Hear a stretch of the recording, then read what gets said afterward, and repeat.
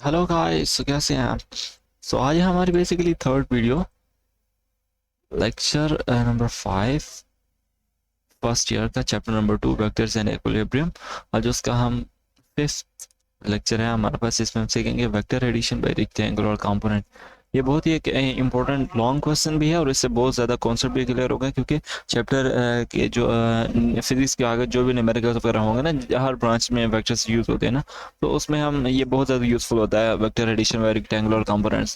Rectangular component का हमने एक कंप्लीट गो थ्रू किया था, एक कंप्लीट अंडरस्टैंडिंग के लिए लेक्चर बनाया था, जिसमें हमने, आपको याद है, 3D ब्लेंडर से मैंने आपको एक 3D विजुअलाइजेशन कराया था कि एक कंपोनेंट्स क्या होते हैं। अगर आपने वो लेक्चर नहीं देखा तो यहाँ पे कार्ड्स पे मैं मेंशन कर दूंगा, आप वहाँ जाके अभी देख लें। वो बहुत ही यूजफुल लेक्चर, आप देख लें यार। तो अभी हमारा है vector addition by rectangular component. So ready हो जाओ, कॉपी पेंसिल निकालो, क्योंकि यहाँ पे कुछ एक है कॉम्प्लिकेटेड डायग्राम बुक में मेंशन की हुई है, बट मैं ट्राई करूँगा इसमें बहुत ही इजी वे में ना आपको मैं ये एक्सप्लेन करूँ। ये इतना कुछ डिफिकल्ट नहीं होगा। सपोज ये सेम आपकी बुक ही है, आप ये समझेंगे कहीं और से पता नहीं पढ़ा रहा है। बेसिकली ये आपकी बुक की ही डायग्राम है, बट मैंने उसको थोड़ी कलर स्कीम थोड़ी चेंज करके ना, ताकि आपको हर चीज़ सेपरेटली मैं समझा सकूँ ना। ये मैंने इसलिए ड्रॉ किया हुआ है।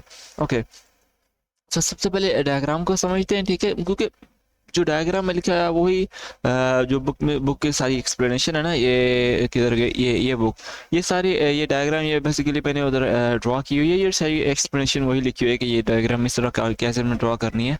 बाकी ये मैं आपको समझा देता हूँ। ओके, सॉरी, या सो फर्स्ट ऑफ ऑल क्या है कि हमारे पास दो वेक्टर्स हैं। ओके, सपोज क्योंकि हमने पढ़ा था कि एक वेक्टर पोजीशन वेक्टर में हमने पढ़ा था ना। सपोज ये एक वेक्टर ए है, ओ से एम, ये वेक्टर ए, और दूसरा वेक्टर है हमारे पास, सॉरी, ये कितना, ये कुछ, ये something like that. Let me just change the color.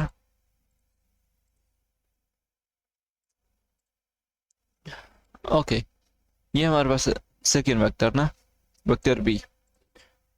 तो हमने क्या किया कि सिंपली, क्योंकि हमने वेक्टर को ऐड करना है ना, क्योंकि टॉपिक ही है वेक्टर एडिशन ना। तो वेक्टर एडिशन हमने हेड टू टेल रूल पढ़ा था कि ये जो सेकेंड वेक्टर है उसकी जो है टेल, उसको फर्स्ट वेक्टर के हेड पे ज्वाइन कर दो, तो हमने वो सिंपली उसको ज्वाइन करा दिया ना। आप अगर ये डायग्राम में ना भी बनाएंगे तो आपका कुछ इतना इफेक्ट नहीं पड़ेगा, ठीक है? इसलिए मैंने ये पहले इसको नहीं बनाया था। तो चूँकि बुक में बनी है तो मैंने आपको बताने के लिए एक्सप्लेन कर दिया, बट ये मैं अभी फ़िलहाल के लिए रिमूव कर रहा हूँ। ओके, वही वेक्टर हमने उठा के यहाँ ऐड कर दिया, ठीक है? और उनका रिजल्टेंट वेक्टर हमने कैसे फाइंड किया? हेड टू टेल के अकॉर्डिंग, लाइक सिंपली फर्स्ट की टेल को सेकंड के हेड से मिला दिया ना। तो ये हमारे पास रिजल्टेंट बन गया a प्लस बी। बट ये जो हमारे पास ए वेक्टर है, इसके भी कुछ इंडिविजुअल कंपोनेंट्स हो गए ना, क्योंकि हमने रिजल्टेंट वेक्टर में पढ़ा था ना कि एक रिजल्टेंट वेक्टर दो वेक्टर से मिलकर बनता है। एक उसका हॉरिजॉन्टल कंपोनेंट होता है और एक उससे इस तरह वर्टिकल कंपोनेंट होता है ना। ओके, बट अगर उसके कंपोनेंट्स ये वर्टिकल में ना हो ना, अगर उसके इस तरह परपेंडिकुलर कंपोनेंट्स नहीं है, उसके कुछ एंगल के साथ कंपोनेंट्स हैं इस तरह ना, ये भी उस वेक्टर के कंपोनेंट्स ही हैं। बट उसको हम किस तरह फिर एलाबोरेट करते हैं? हम बेसिकली उसको रेक्टेंगुलर कंपोनेंट के फॉर्म में एक्सप्लेन करते हैं, बट उससे उसकी फिर फर्दर कंपोनेंट्स हम डिवाइड कर लेते हैं ना। लाइक ये एक वेक्टर ए है, तो उसके भी दो कंपोनेंट्स बनेंगे हमारे पास। फिर कैसे बनेंगे कि हमने पढ़ा था कि एक्स कंपोनेंट क्या होता है कि एक वेक्टर एक्स डायमेंशन में कितना है ना। वेक्टर ए एक्स डायमेंशन में, लाइक एक्स डायरेक्शन में इतना था ना, ये उसका एक्स एक्सिस था। एक मिनट में, आई थिंक दिस वन, या यानी कि ये उसका एक्स एक्सिस है ना, यहाँ तक एक है एक्स एक्सिस। तो ये बेसिकली उसके ऊपर ही लाइन है, यानी कि यहाँ से लेकर यहाँ तक उसका एक्स एक्सिस मैंने ब्लू डॉटेड लाइन से मेंशन भी किया है, ए एक्स था। और जो ए कंपोनेंट है, ए वेक्टर, वो वाई की डायमेंशन में, यानी कि वाई डायरेक्शन में कितना हाई गया, वो है ए वाई। ओके, ये डॉटेड लाइंस पे मेंशन किया हुआ मैंने, यानी कि उसकी हाइट कितनी है, ए वाई तक ना। ओके, तो ये हमारे पास हो गए वेक्टर ए के कंपोनेंट्स, रेक्टेंगुलर कंपोनेंट्स। सिमिलरली जो वेक्टर बी है, वेक्टर बी हॉरिजॉन्टली कितना गया हमारे पास, यानी कि एक्स डायमेंशन में यहाँ से लेकर यहाँ तक, सपोज बिल्कुल इस गाइड के नीचे ना। तो ये हमारे पास बी एक्स हो गया, क्योंकि हमने पढ़ा था ना कि हम एक वेक्टर के एक्स और वाई कंपोनेंट्स किस तरह फाइंड करते हैं। लाइक फॉर एग्जांपल अगर हम इसको सिर्फ एक्स एक्सिस के पैरेलल में देखें तो हमको सिर्फ इतना पार्ट नजर आएगा। अगर यानी कि जो भी एक्स, अगर हम एक्स एक्सिस के पैरेलल देखते हैं तो हमको ये नहीं नजर आएगा कि ये वाई एक्सिस में भी फैला हुआ है ना। वो सारी कैलकुलेशन हमें विजुअलाइजेशन वो कल के लेक्चर में की थी, आप जाके देख लें कि किस तरह ये ऐसा होता है। बाकी आपको आई थिंक समझ आ गया होगा कल के लेक्चर से जिन्होंने देखा हुआ है। So well and good for you. Okay, so हमारे पास बी ऑफ एक्स है यहाँ पर, और जो इसकी इतनी हाइट है उसका वाई कंपोनेंट कितना है, वो हमारे पास बी ओ वाई हो गया, आ गया ना। ओके, सो ये जो है रिजल्टेंट वेक्टर, क्योंकि ये तो वेक्टर ए और वेक्टर बी से मिलकर बना है ना, हमने हेड टू टेल रूल के अकॉर्डिंग पढ़ा था A plus B is equal to resultant vector ना, और हमने इसको प्रूफ भी किया था। सो बट ये जो वेक्टर ए और वेक्टर बी हैं ये फर्दर अपने कंपोनेंट्स पे डिवाइड है ना। सो एक वेक्टर का डायरेक्टली तो हमारे पास कोई रेक्टेंगुलर कंपोनेंट नहीं है, ठीक है। जैसे मैंने इधर भी मेंशन किया कि इस केस में हमारे पास क्या है कि ये वेक्टर ए है और ये वेक्टर बी है, ये रेक्टेंगुलर कंपोनेंट्स नहीं है डायरेक्टली। एक जो है रिजल्टेंट वेक्टर वो डायरेक्टली रेक्टेंगुलर कंपोनेंट्स में डिवाइड नहीं है, बट वो इनडायरेक्टली रेक्टेंगुलर कंपोनेंट्स में ही डिवाइड है। लाइक क्योंकि वो जो फर्दर दो कंपोनेंट्स हैं उनके वो तो रेक्टेंगुलर कंपोनेंट्स में डिवाइड है ना। सो एक जो रिजल्टेंट वेक्टर है उसका जो ओवरऑल हाइट होगी और जो उसका ओवरऑल एक्स एक्सिस में स्प्रेड होगा वो कितना होगा। सपोज ये जो है resultant vector R O P, ये ओरिजिन से एक्स डायमेंशन में कितना एलोंगेट हुआ है, ए सपोज मैं इसको आर पॉइंट कह देता हूँ। ओके, आर पॉइंट तक वो एलोंगेट हुआ है ना, और वो आर पॉइंट किसके इक्वल है, लाइक जो इसका एक्स कंपोनेंट है ये वाला, लाइक यहाँ से लेकर यहाँ तक। एक मिनट में I mean just change my colour, या यहाँ से लेकर यहाँ तक उसका एक्स कंपोनेंट ये वाला, और फिर यहाँ से लेकर यहाँ तक बी एक्स, सॉरी यहाँ तक उसके बी एक्स ये वाला ना। लाइक फॉर एग्जांपल ये हमारे पास ए एक्स था और ये बी एक्स, मैंने डिफरेंट लाइन से भी मेंशन किया। Like green line represents that it's a part of B X and A X line represents a part of A X. Okay, sorry मैं थोड़ी इंग्लिश बोल रहा हूँ क्योंकि अभी इंग्लिश मीडियम में ही सारे आगे जो भी आप स्टडी करेंगे फिजिक्स या हायर ग्रेजुएट यूनिवर्सिटी में जाएंगे, सो इंग्लिश की आपको आहिस्ता आहिस्ता डालनी पड़ेगी ना। सो बेयर विद मी। या सो हमारे पास उसके ओवरऑल एक्स कंपोनेंट कहाँ पर आ गए, क्योंकि आर ए और बी से मिलकर बना था ना। सो वेक्टर ए और वेक्टर बी के जितने भी दोनों एक्स कंपोनेंट्स हमने ऐड अप कर दिए ना, यानी कि ए एक्स और प्लस बी एक्स, ये उसका ओवरऑल रिजल्टेंट वेक्टर का एक्स कंपोनेंट बन गया। तो इसी तरह यानी कि एक वेक्टर का वेक्टर ए का वाई कंपोनेंट यहाँ से लेकर यहाँ तक, और वेक्टर बी का वाई कंपोनेंट यहाँ से लेकर यहाँ तक, जो उसकी ओवरऑल रिजल्टेंट की हाइट को डिफाइन करते हैं ना। और ये मैंने इधर भी डिफरेंट कलर से मेंशन किया था आपको कोई कंफ्यूजन ना हो कि ये पार्ट ए ऑफ वाई का है, ये part A of Y plus ये बी ऑफ वाई ना। ओके, सो अभी इसको थोड़ा मैथमेटिकल फॉर्म में लिख लेते हैं। बाकी ये अगर आपने अभी तक चैनल सब्सक्राइब नहीं किया है तो सब्सक्राइब करते हैं। अगर आपको ये एक्सप्लेनेशन अच्छी लगी हो और आपको ये लेक्चर समझ आ रहे हैं तो लाइक करते हैं, सब्सक्राइब भी करते हैं। ओके, सो हमारे पास है लाइक सबसे पहले तो हमने ये पढ़ा ना R is equal to A plus B ना। ओके, सो क्योंकि अभी हमने जो था रेक्टेंगुलर कंपोनेंट्स उसमें हमने पढ़ा कि जो है R is equal to R X plus R Y ना, यानी कि ये उसके रेक्टेंगुलर कंपोनेंट्स के फॉर्म में। ओके ओके, सो अभी आर एक्स और आर वाई हैं क्या, ओके, अभी आर एक्स को फाइंड कर लेते हैं कि आर एक्स हमारे पास कितना है, क्योंकि आर एक्स हमने ये फाइंड किया हुआ था ना, क्योंकि सपोज क्योंकि आपकी बुक में थोड़े अल्फ़ाबेटिकली फॉर्म में मेंशन है, तो मैं वो भी एक्सप्लेन कर दूँ। आर एक्स क्या है, लाइक ओ से आर की तरफ ना, ये बेसिकली ये मैटर नहीं करते, आप कोई भी पॉइंट्स ले सकते हैं, ठीक है, यानी कि ए बी सी आई जे के या एल एम, इवन के 1 2 भी आप कह सकते हैं, क्योंकि ये जस्ट नेमिंग है ना, आप कुछ भी नाम रख सकते हैं इनके। सो ओ आर इनके R x is equal to O Q, like A of x, यहाँ से लेकर क्यू तक O Q A x plus plus ये जो था बी एक्स का पार्ट, वो कहाँ से स्टार्ट था, एम और एस से ना, प्लस एम एस, ये वाला पार्ट। ओके, सो सिंपली अभी जब हम रिप्रेजेंट कर देते हैं डिफरेंट नेम से, like R x is equal to A x plus B X. Okay, so ये हमारे पास ये आर एक्स का आर एक्स है, इनके रिजल्टेंट का टोटल एक्स कंपोनेंट, क्योंकि रिजल्टेंट ओवरऑल एक्स डायमेंशन में कितना एलोंगेट हुआ है, वो उसके पहले वेक्टर का एक्स एक्सिस में एलोंगेशन और दूसरे वेक्टर की एक्स एक्सिस में एलोंगेशन। ओके, सिमिलरली जो y कंपोनेंट था हमारे पास, like R Y is equal to, मैं यहाँ अभी डायरेक्टली लिख रहा हूँ, like A Y plus B Y. Okay, आप इनके ये कर सकते हैं कि आप कह दें कि पी आर, यानी कि R Y is equal to P S plus M Q ना, क्योंकि ये वही है, M Q plus P S. So ये हमारे पास हो गया, आर एक्स और आर वाई हमारे पास आ गए, ठीक है।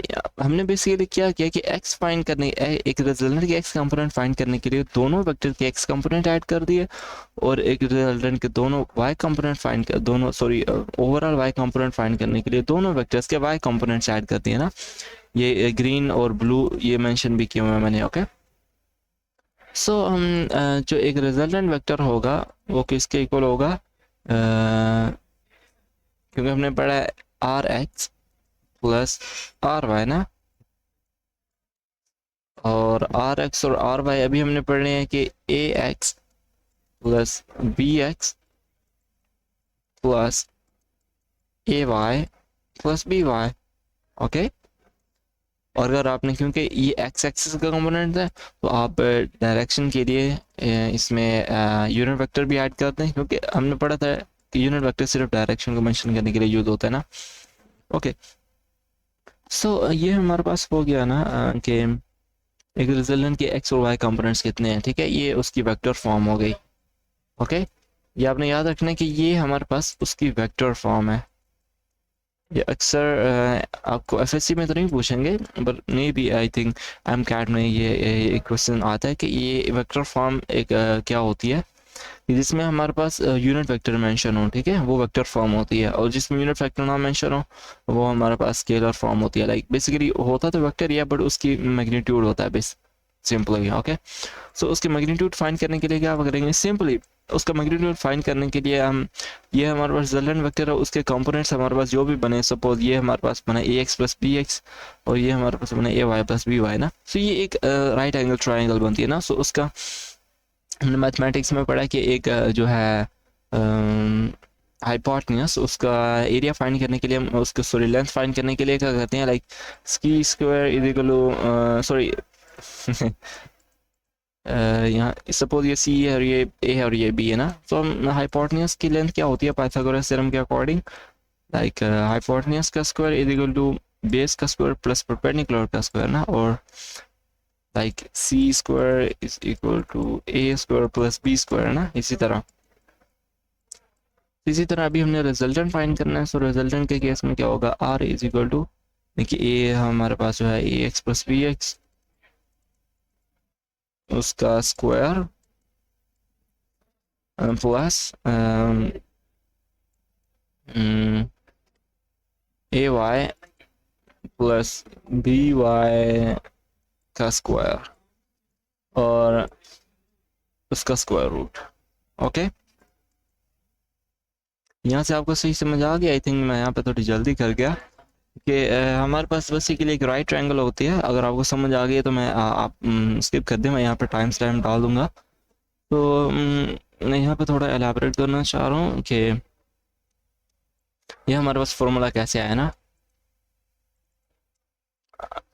हमारे पास है ये रिजल्टेंट वेक्टर ना, और उसके कंपोनेंट्स जो हैं एक ये हैं, टोटल कितने, A x plus B X. Okay, और जो उसके वाई कंपोनेंट्स हैं वो हैं A Y plus B Y. Okay, और ये हमारे पास है रिजल्टेंट। अभी मैथमेटिक्स में एक रूल होता है पाइथागोरस थ्योरम, ठीक है। फॉर एग्जांपल अगर हमको ये साइड मेंशन है और ये साइड मेंशन है ना, तो हम इजीली फाइंड कर सकते हैं कि इसका मैग्नीट्यूड कितना है। ओके, तो हमने सिंपली यानी कि R is equal to A x plus B x का यानी कि उसके लिए हाँ बेसिकली फॉर्मूला होता है यानी कि ये जो है ना हाइपोटेन्यूज आर, उसका स्क्वायर किसके इक्वल होता है, ये बेस का स्क्वायर प्लस हाइट है ना उसका स्क्वायर। तो यहाँ से जब हम फाइंड करते हैं यानी कि अगर हम सी फाइंड करना है तो सिंपली हम वो स्क्वायर हटा देते हैं और फिर स्क्वायर रूट ले लेते हैं ना दोनों तरफ। ओके, सी हमारे पास हो गया ना रिजल्टेंट।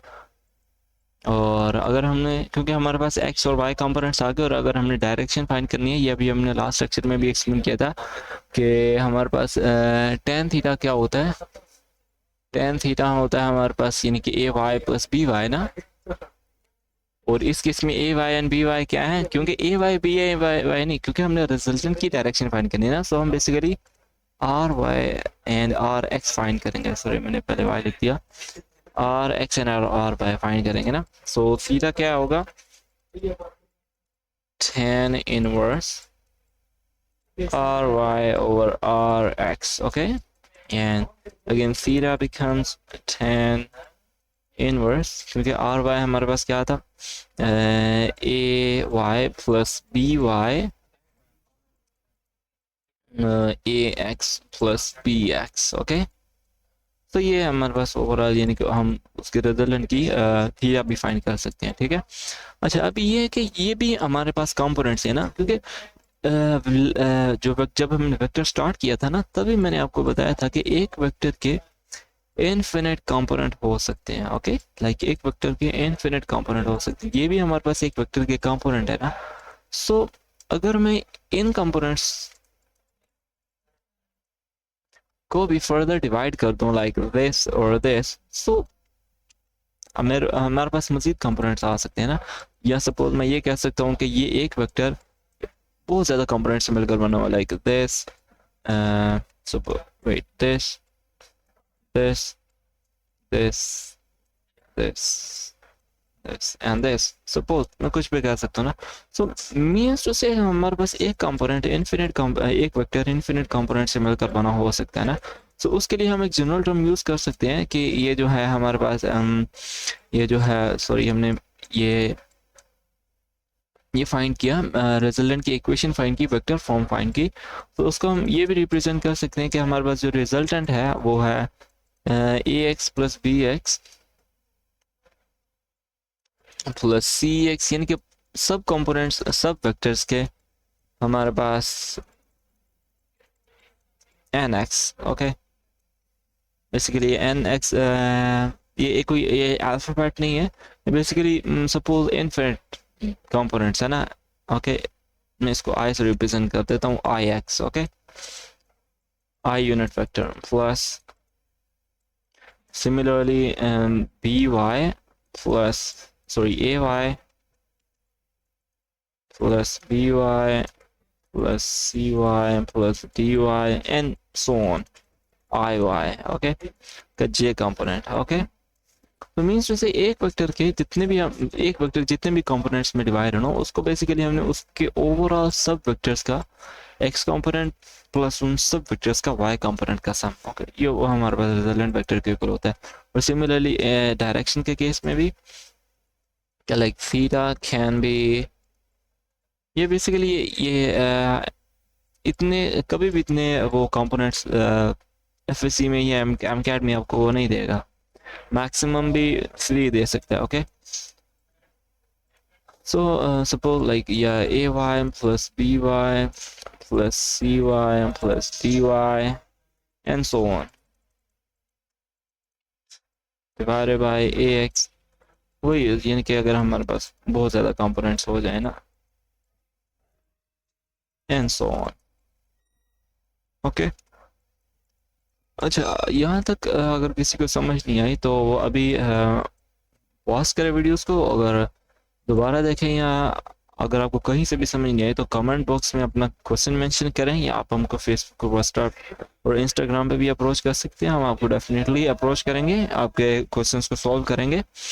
बाकी सर आपके माइंड में जो भी क्वेश्चन होते हैं आप शेयर किया करें, इससे हमको पता चलता है कि आपको कुछ समझ आ रहा है या कुछ नहीं आ रहा है, या हम ऑडियंस को क्या उसके रिव्यूज़ हैं जो हमने बेसिकली प्लेलिस्ट स्टार्ट की हुई है ना। सो ये था हमारे पास vector addition by rectangular components. अच्छा, यहाँ पे एक और टॉपिक मैं मेंशन करना चाहूँ कि ये बेसिकली जो एंगल है ना, ये किस पे डिपेंड करता है। सपोज ये एक्स और वाई कंपोनेंट्स पे डिपेंड करता है ना, यानी कि जो डायरेक्शन है उसकी रिजल्टेंट वेक्टर की। अब यहाँ पे हमारे पास 4 केसेस है ना। ओके, 4 केसेस कौन से हैं कि अगर मेरे पास सपोज क्योंकि एक प्लेन में है, आपको पता ही होगा, एक प्लेन में इस साइड पे एक्स पॉजिटिव होता है ना, और इस साइड पे नेगेटिव एक्स होता है, और इस पे पॉजिटिव वाई ऊपर और नीचे नेगेटिव वाई ना। सो अगर एक वेक्टर पॉजिटिव एक्स और पॉजिटिव वाई कंपोनेंट से मिलकर बना हो, यानी कि उसका एक्स कंपोनेंट भी पॉजिटिव हो और उसका वाई कंपोनेंट भी पॉजिटिव हो। ओके, सो अभी हमने पढ़ा है कि ये बेसिकली हमने सही ऐड नहीं किया ना, हेड टू टेलर के अकॉर्डिंग हमने इसको यहाँ पे ऐड करना है। सो जब हम इसका रिजल्टेंट फाइंड करते हैं तो वो हमारे पास कुछ इस यानी कि पॉजिटिव एक्स एक्सिस में बनता है ना, सॉरी फर्स्ट क्वाड्रेंट में बनता है। ओके, फर्स्ट क्वाड्रेंट में क्या होता है, यानी कि आर एक्स, रिजल्टेंट का एक्स कंपोनेंट पॉजिटिव होता है और रिजल्टेंट का वाई कंपोनेंट भी पॉजिटिव होता है। ओके, अच्छा अभी दूसरा केस, यानी कि ये केस फर्स्ट था ना, यानी कि जब आर एक्स पॉजिटिव हो और आर वाई भी पॉजिटिव हो, तब हमारे पास जो आर होता है वो फर्स्ट क्वाड्रेंट में होता है। Okay, first quadrant. और जब हमारे पास एक्स कंपोनेंट नेगेटिव हो, लाइक क्योंकि नेगेटिव का मतलब है, नेगेटिव का मतलब ये नहीं है कि वो इस डायरेक्शन इस क्वाड्रेंट में हो। ओके, नेगेटिव का मतलब है, क्योंकि हमने पढ़ा था कि एक नेगेटिव वेक्टर का मतलब उसकी डायरेक्शन रिवर्स हो गई है। ओके, कोई भी वेक्टर हो, चाहे वो फर्स्ट क्वाड्रेंट में ही हो, उसकी वैल्यूज पॉजिटिव इंटीजर्स हों, बट उसकी डायरेक्शन नेगेटिव एक्स एक्सिस में हो ना। ओके, तब जो हमारे पास होता है वेक्टर, वो बेसिकली सेकेंड क्वाड्रेंट का होता है। ओके, लाइक सपोज हमारे पास जो है एक्स एक्सिस इस डायरेक्शन में और वाई इस डायरेक्शन में है ना। सो सपोज अगेन हमने, मैं आपको क्योंकि प्लेन के अकॉर्डिंग मैं आपको समझा रहा हूँ ना, बट हम उसको ऐड अप करेंगे अभी, क्योंकि हमने उसको ऐड करना है यहाँ पर। सो उसकी डायरेक्शन आप देख सकते हैं कि फर्स्ट वेक्टर से लास्ट वेक्टर की तरफ ना, या उसकी डायरेक्शन जो ये जो होगा सेकेंड क्वाड्रेंट उसमें रिलाई कर रही होगी। ओके, सो इस क्वाड्रेंट में क्या, like R x negative and R y positive. Okay, like जब आर एक्स नेगेटिव हो और आर वाई पॉजिटिव हो, सो वो नेगेटिव, वो सेकेंड क्वाड्रेंट में फॉल करेगा। ओके, या और अगेन जो एंगल होगा उसका, लाइक दिस एंगल, वो क्या होगा, फाई। ओके, फाई मीन्स यहाँ चाहे इसको एंगल बोल रहे हैं चाहे फाई बोल रहे हैं, वो एक ही बात है। ओके, क्योंकि ये एक जस्ट जनरल टर्म है। ओके, और दूसरे केस में लाइक एंगल जो होगा वो 90 डिग्री से अबव होगा ना, लाइक ये according to plane this was our 90 degrees angle, this is the 90 degree angle, right. But जो है एंगल वो अबव 90 है ना, like this is above 90, suppose this is phi, so हम कह सकते हैं कि हमारे पास जो एंगल होगा रिजल्टेंट का वो क्या होगा, लाइक 90 प्लस फाई। ओके, या हम इस तरह भी कह सकते हैं, या हम ये भी कह सकते हैं कि 180 माइनस फाई। ओके, या वो 180 से लेस होगा और 90 से ज़्यादा होगा, नहीं, यानी कि दोनों कंडीशन सूटेबल हैं। ओके, और ये हो गया हमारे पास सेकंड केस, जिसमें वो सेकंड क्वाड्रेंट में आएगा, सेकंड क्वाड्रेंट।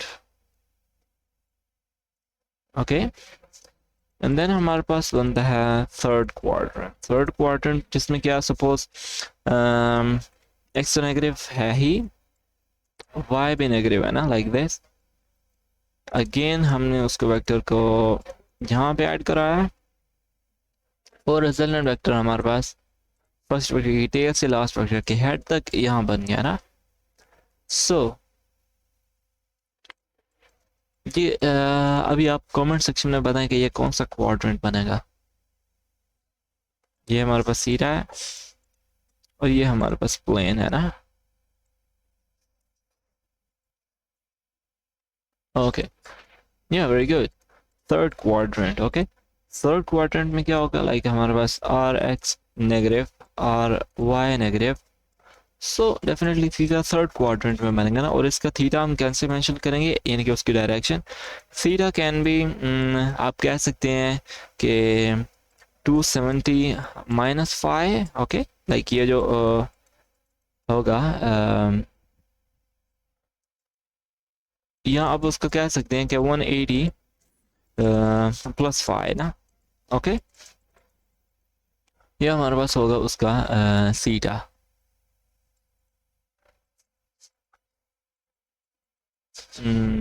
या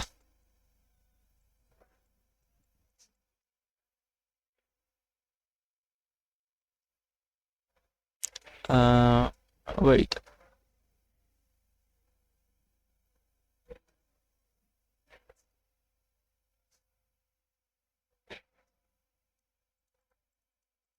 या उस केस में थीटा हम यहाँ से पूरा लेंगे ना, यहाँ से पूरा यहाँ तक।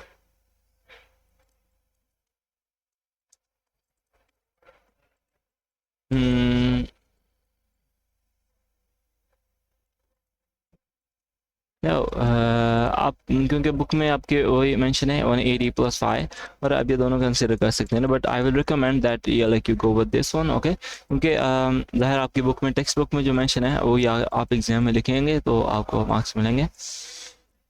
Okay, then again, okay, again this is gonna be in the third quadrant.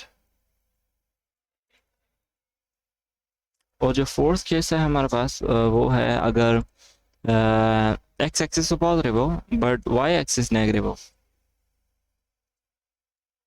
तब हमारे पास जो रिजल्टेंट बनेगा वो होगा,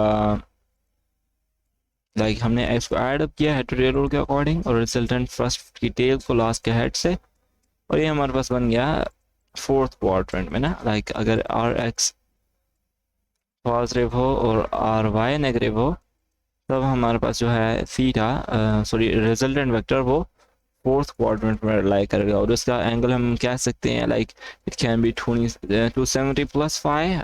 ओके, और it can be 360 minus phi. Okay, या सो ये है हमारे पास बेसिकली जो 4 cases. Okay, I think lecture अभी लंबा हो रहा है, तो मैं यहाँ पे लेक्चर को एंड करता हूँ। आगे इसके नेक्स्ट लेक्चर में हम इसकी थोड़ी प्रैक्टिकल एग्जांपल्स देखेंगे कि किस तरह ये हम अप्लाई कर सकते हैं अपने न्यूमेरिकल प्रॉब्लम्स में ना। तो आई होप सो कि यहाँ तक आपको कुछ समझ आ गया होगा, और वेक्टर एडिशन में रेक्टेंगुलर कंपोनेंट्स काफ़ी अच्छे से समझ आ गया होगा। बाय द वे, अगर अभी भी आपका कोई क्वेश्चन है तो आप कमेंट बॉक्स में लाजमी मेंशन करें, और हमारे चैनल को सब्सक्राइब कर दें अगर वीडियो अच्छी लगी हो। सो मिलते हैं नेक्स्ट वीडियो में।